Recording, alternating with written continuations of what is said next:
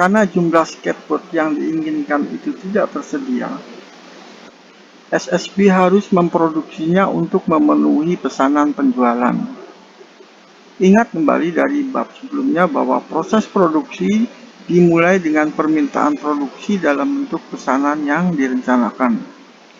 Pesanan yang direncanakan dapat dibuat oleh siapa saja dalam organisasi yang ingin memulai proses produksi.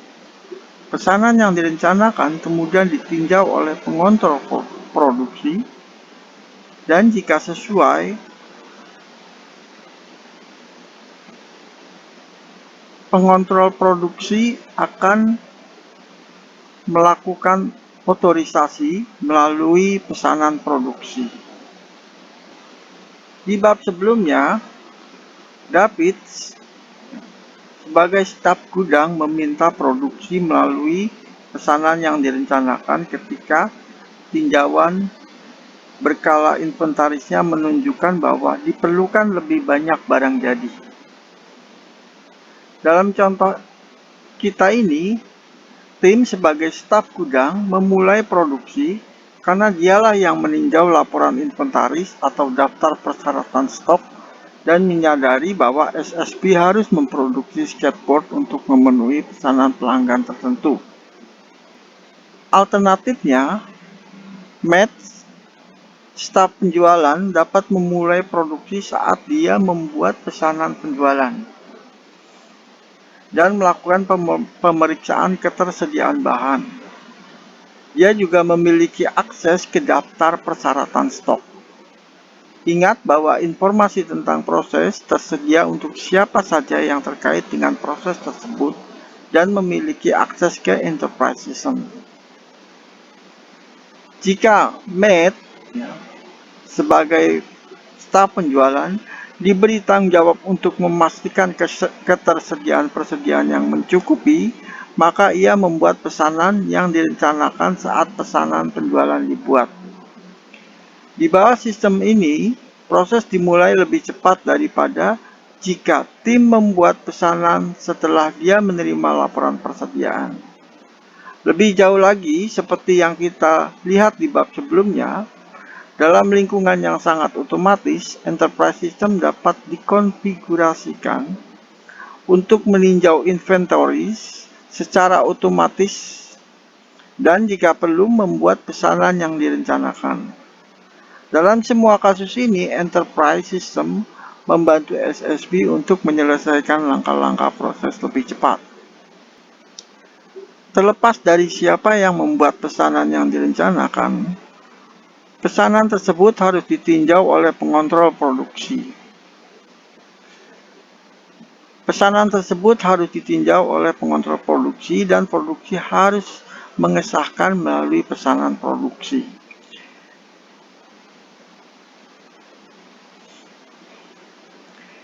Di SSB, Catherine, bagian produksi, memiliki tanggung jawab ini. Setelah meninjau semua pesanan yang direncanakan, dia memiliki opsi untuk membuat satu pesanan produksi untuk semua produksi yang diminta atau menggabungkan beberapa pesanan ke dalam satu proses produksi.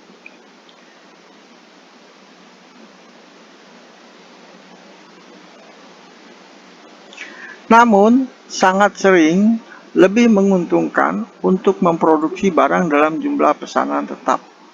Untuk memanfaatkan skala ekonomi atau untuk mengatasi keterbatasan kapasitas produksi, misalnya jika SSB menentukan bahwa kuantitas produksi paling ekonomis adalah 200 skateboard,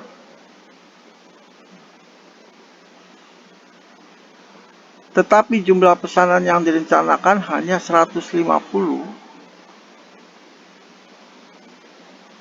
maka SSB akan membuat pesanan untuk 200.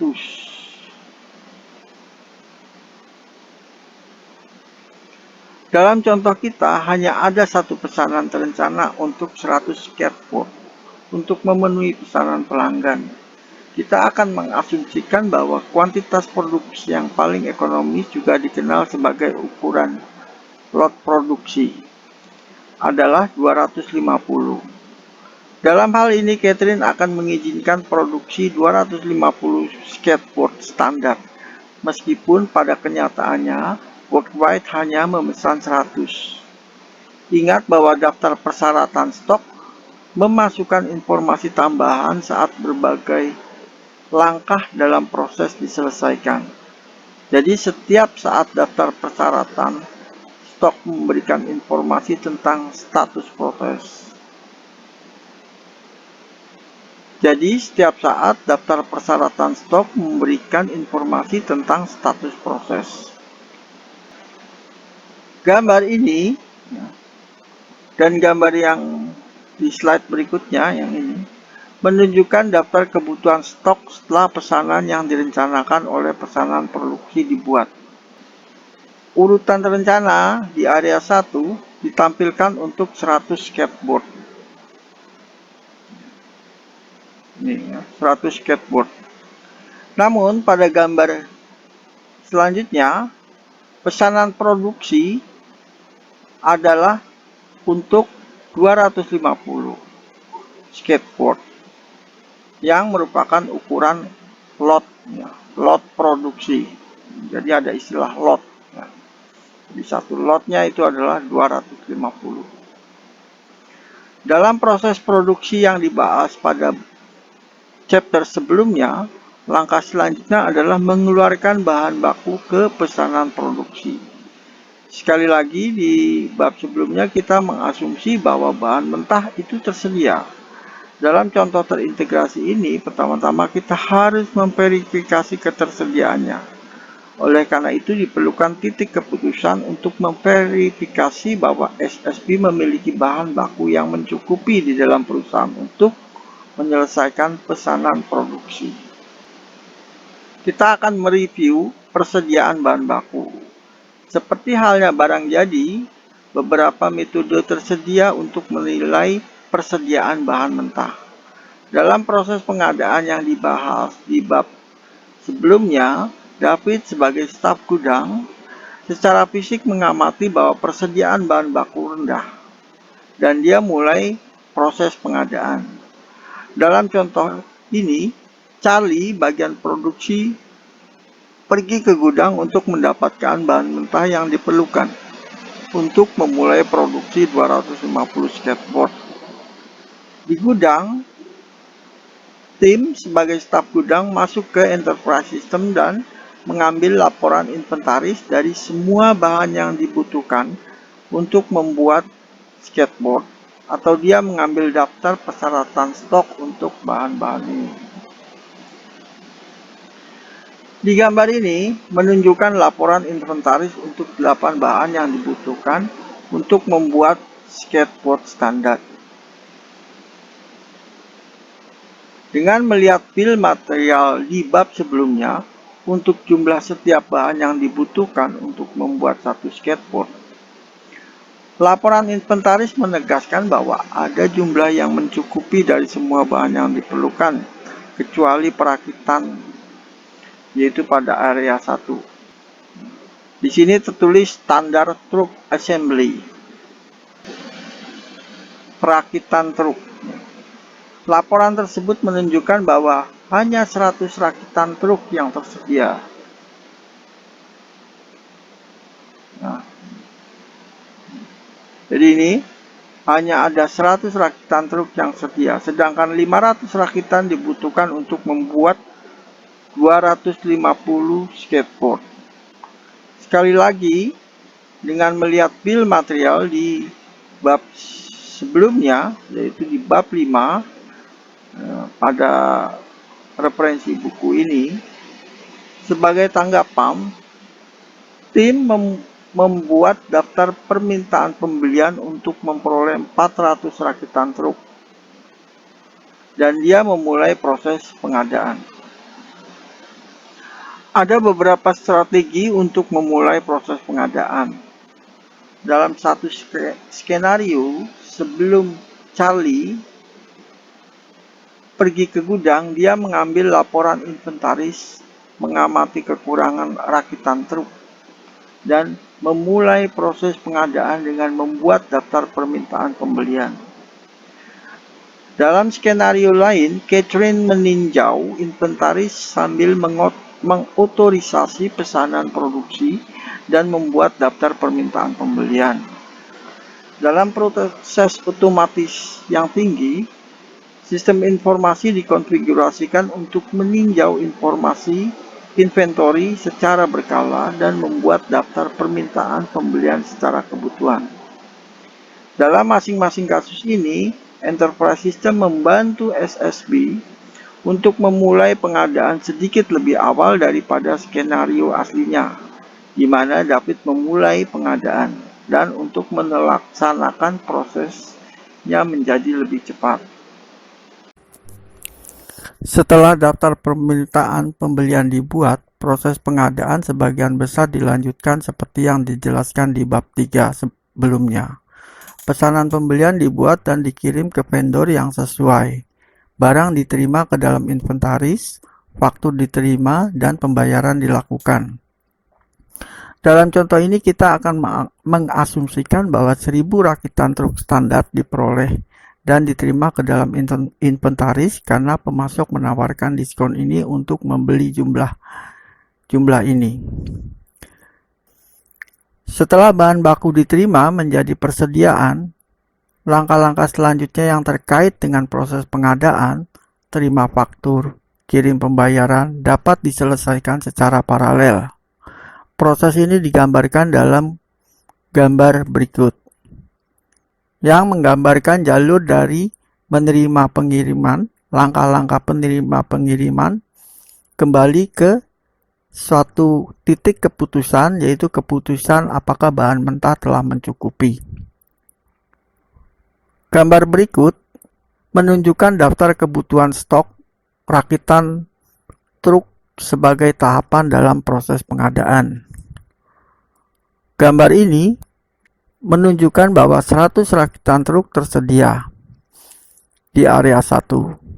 Daftar permintaan pembelian untuk 400 rakitan truk telah dibuat area 2. Dan 500 rakitan truk dicadangkan untuk pesanan produksi seperti terlihat di area 3.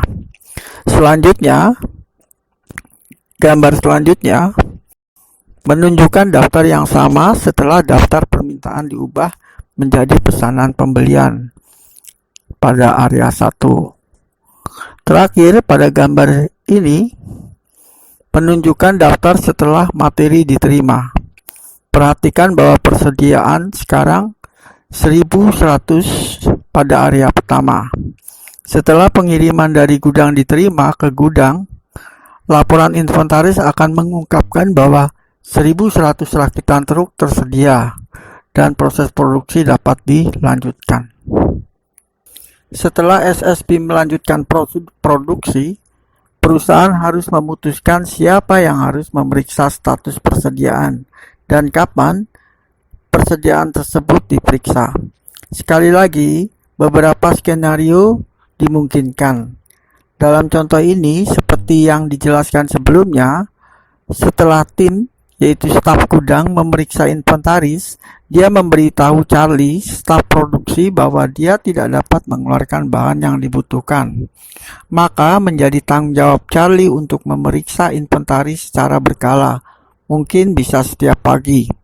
Ketika dia mengamati bahwa kiriman baru telah diterima, dia kembali ke gudang untuk mendapatkan bahan yang dibutuhkan. Setelah melakukan ini, proses produksi berlanjut hingga barang jadi diterima di gudang, atau tim, staf gudang dapat memeriksa inventaris secara berkala dan memberitahu Charlie, staf produksi, bahwa dia sekarang dapat mengakses bahan mentah yang dia butuhkan untuk melanjutkan proses produksi. Terakhir, dalam proses yang sangat otomatis, Enterprise System dapat dikonfigurasi untuk memberitahu orang yang tepat saat bahan yang dibutuhkan tersedia. Gambar ini menunjukkan daftar persyaratan stok yang diperbarui untuk skateboard setelah proses produksi dilanjutkan dan selesai. Pesanan yang direncanakan dan urutan produksi yang ditunjukkan pada gambar ini Pesanan yang direncanakan untuk urutan produksi yang ditunjukkan pada gambar ini telah hilang, dan sekarang ada 250 skateboard dalam stok area 1. Perhatikan bahwa pesanan pelanggan masih ditampilkan, menunjukkan bahwa pesanan tersebut belum diisi. Setelah proses produksi selesai dan skateboard menjadi persediaan barang jadi, proses terintegrasi kembali ke titik keputusan yang berlabel apakah barang sudah cukup. Pada titik ini, proses pemenuhan dapat berlanjut karena sekarang ada persediaan skateboard yang cukup untuk memenuhi pesanan pelanggan. Sekali lagi muncul pertanyaan tentang siapa yang akan memeriksa inventaris skateboard dan kapan. Dalam contoh kita, tim sebagai staf gudang akan mengambil daftar batas waktu pengiriman seperti yang dilakukannya setiap pagi dan memeriksa untuk melihat apakah bahan dalam pesanan yang jatuh tempo pengirimannya itu tersedia. Ketika dia memeriksa status pesanan 100 skateboard untuk worldwide, kali ini dia menemukan bahwa telah tersedia. Pada titik ini, proses pemenuhan akan berlanjut seperti gambar berikut. Ketika SSB menerima pembayaran untuk 100 skateboard, proses terintegrasi berakhir. Gambar ini menunjukkan daftar persyaratan stok akhir. Gambar ini menunjukkan bahwa pengiriman sedang dalam proses seperti di pengiriman di area 1, seperti terlihat pada gambar. Selanjutnya, gambar berikutnya menunjukkan status setelah pesanan dikirimkan. Pesanan penjualan tidak lagi terdaftar dan inventaris turun menjadi 150 skateboard. 250 yang diproduksi kurang dari 100 yang dikirim. Mudah-mudahan sekarang ini sudah selesai pada proses dasar yang sebenarnya merupakan bagian dari satu proses terintegrasi yang lebih besar. Sekali lagi, kita sengaja membuat prosesnya sesederhana mengingat pengantar dari buku ini. Pada kenyataannya, proses-proses ini jauh lebih kompleks dan dapat sangat bervariasi dari satu perusahaan ke perusahaan lainnya. Selain pengadaan, pemenuhan, dan produksi, terdapat banyak proses bisnis intra-company dan inter-company. Proses ini melibatkan orang, peralatan, dan uang. Pada bagian selanjutnya kita memeriksa beberapa dari proses ini dengan sangat singkat.